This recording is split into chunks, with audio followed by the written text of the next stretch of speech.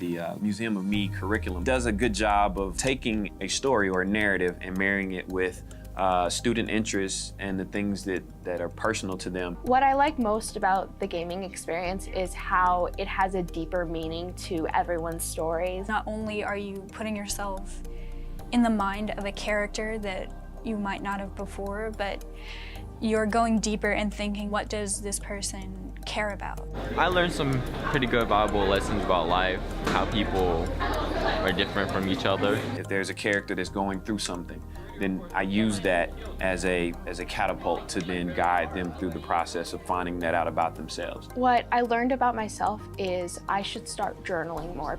I already like to write, but ever since we started playing the game, I started journaling again and taking it a little more seriously. We did a project where we put ourselves in the perspective of a couple of characters in the game, and we wrote down on postcards like a secret that they would have shared. A lot of the assignments that we do in the Museum of Me project are different. They're not conventional. I was kind of excited. I mean, like, you wouldn't think you would play video games in English class. It makes class more enjoyable. I was pretty excited because we're going to be involved with the game itself.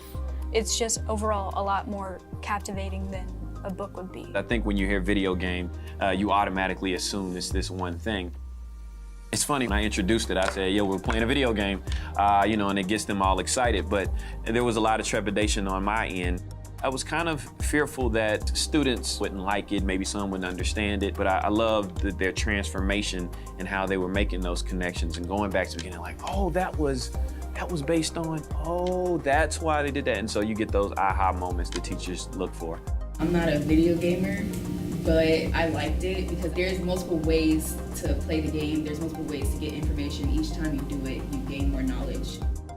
The journal that she's writing, she went back to the house too. And this is us playing through and she's discovering those things. If we lived forever, maybe we'd have time to understand things. But as it is, I think the best we can do is try to open our eyes. I've kind of changed the paradigm for video game playing. It's just entertainment. Now they're playing the game, but tethering it to something educationally sound.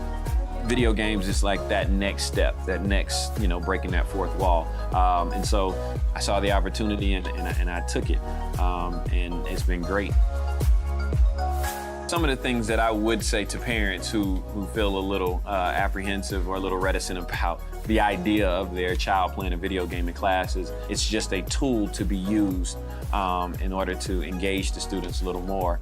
This game allowed for them to have a lot more interaction and a lot more agency in what they are consuming.